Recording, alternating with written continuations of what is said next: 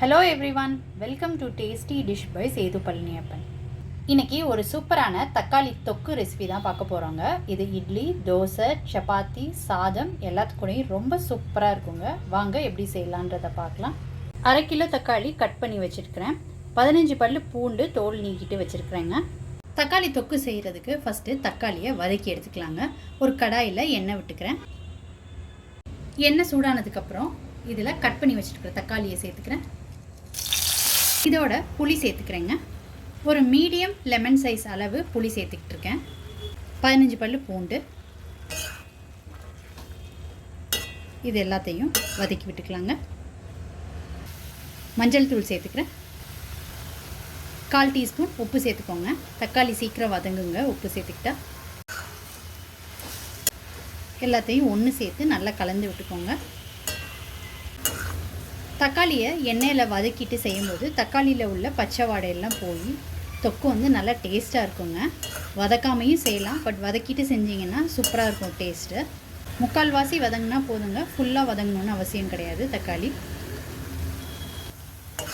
தக்காளி நல்லா குக் ஆகிடுச்சுங்க. தக்காளியில் உள்ள தோலெல்லாம் கூட எடுத்துக்கிட்டு வந்துடுச்சு. இந்தளவு குக்கானால் போதும். இப்போ இதை நல்லா ஆற வச்சுக்கலாங்க. தக்காளி எல்லாம் நல்லா ஆறிடுச்சுங்க. 2 டேபிள் ஸ்பூன் சில்லி பவுடர் சேர்த்துக்கிறேங்க. தனி மிளகாய் தூள் 1/2 tablespoon Kashmiri red chilli powder சேர்த்துக்கிறேங்க. இது ஆப்ஷனல், நீங்கள் விருப்பப்பட்டால் சேர்த்துக்கோங்க. இதோட உப்பு சேர்த்துக்கிறேங்க. உப்பு வதக்கும் போது கொஞ்சம் சேர்த்துருந்ததுனால பார்த்து சேர்த்துக்கோங்க. மிளகாய் தூள் சேர்க்குறது உங்கள் காரத்துக்கு ஏற்ற மாதிரி பார்த்து சேர்த்துக்கோங்க. இப்போ இது எல்லாத்தையும் கிரைண்ட் பண்ணி எடுத்துக்கலாங்க. தண்ணி எதுவும் சேர்க்க வேண்டாம், சேர்க்காமல் அரைச்சிக்கோங்க. இந்த மாதிரி அரைச்சி எடுத்து வச்சுக்கோங்க. இது ஒரு பக்கம் இருக்கட்டுங்க. நம்ம செய்கிற தக்காளி தொக்குக்கு ஃபைனலாக ஒரு பொடி சேர்க்கணுங்க. அதுக்கு தான் இப்போ வறுத்துக்க போகிறேன். 1 டேபிள் ஸ்பூன் வெந்தயம், 1 டேபிள் ஸ்பூன் கடுகு சேர்த்துக்கோங்க. இது ரெண்டையும் சேர்த்துக்கிட்ட பிறகு அடுப்பை ஸ்விட்ச் ஆன் பண்ணிக்கோங்க. இதை ட்ரை ரோஸ்ட் பண்ணி எடுத்துக்கோங்க. இந்த ட்ரை ரோஸ்ட் பண்ணதை பவுட்ரு பண்ணி எடுத்து வச்சுக்கோங்க. இதை தக்காளி தொக்கில் ஃபைனலாக சேர்த்துக்கலாங்க. பார்த்து வறுத்துக்கோங்க, டக்குன்னு கறியிடுங்க. இந்த அளவுக்கு வறுபட்டது போதுங்க. இதை நல்லா ஆற வச்சுட்டு பொடி பண்ணி எடுத்துக்கோங்க. இப்போ கடாயில் எண்ணெய் சேர்த்துக்கோங்க. எண்ணெய் கொஞ்சம் தாராளமாக சேர்த்துக்கோங்க. நான் நல்லெண்ணெய் தான் சேர்த்துக்கிட்டு இருக்கேங்க. எண்ணெய் சூடானதுக்கப்புறம் இதில் 1 ஸ்பூன் கடலைப்பருப்பு, 1 ஸ்பூன் உளுத்தம்பருப்பு, கடுகு 1/2 ஸ்பூன், ஜீரகம் 1/2 ஸ்பூன், இந்த அரைச்ச விழுதை சேர்த்துக்கோங்க.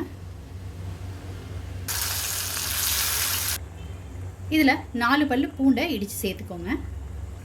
ஒரு கொத்து கருவேப்பிலை,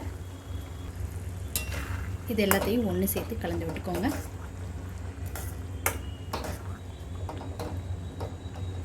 கால் டீஸ்பூன் பெருங்காயத்தூள், இது எல்லாத்தையும் நல்லா கலந்து விட்டுக்கோங்க. மஞ்சள் தூள் வந்து ஏற்கனவே தக்காளி வதக்கும் போதே சேர்த்துருந்தோங்க. எண்ணெயில் கடுகு, உளுந்தம்பருப்பு, கடலைப்பருப்பெல்லாம் வதக்கின பிறகு வரமிளகாய் சேர்த்துக்கணுங்க. நான் போட மறந்துட்டேன்.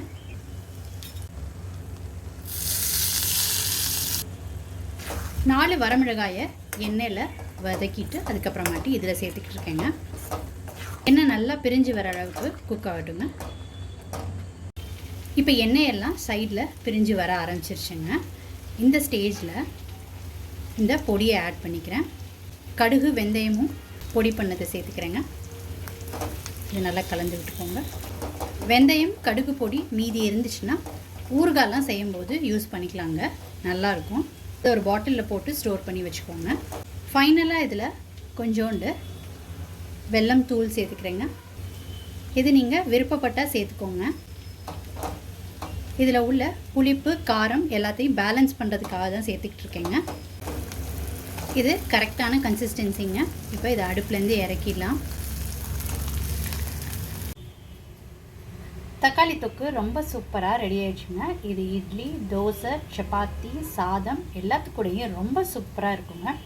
நீங்கள் இந்த ரெசிபி கண்டிப்பாக ட்ரை பண்ணி பாருங்கள். ட்ரை பண்ணிவிட்டு உங்களோட கமெண்ட்ஸை சொல்லுங்கள். உங்களுக்கு இந்த ரெசிபி பிடிச்சிருந்துச்சுன்னா லைக் அண்ட் ஷேர் பண்ணுங்கள். உங்கள் ஃபேமிலி அண்ட் ஃப்ரெண்ட்ஸ்க்கு tasty dish by Sethu Palaniappan சேனலை சப்ஸ்கிரைப் பண்ணுங்கள். நோட்டிஃபிகேஷன் பெல்லை கிளிக் பண்ணுங்கள் for more videos. Thanks for வாட்சிங்.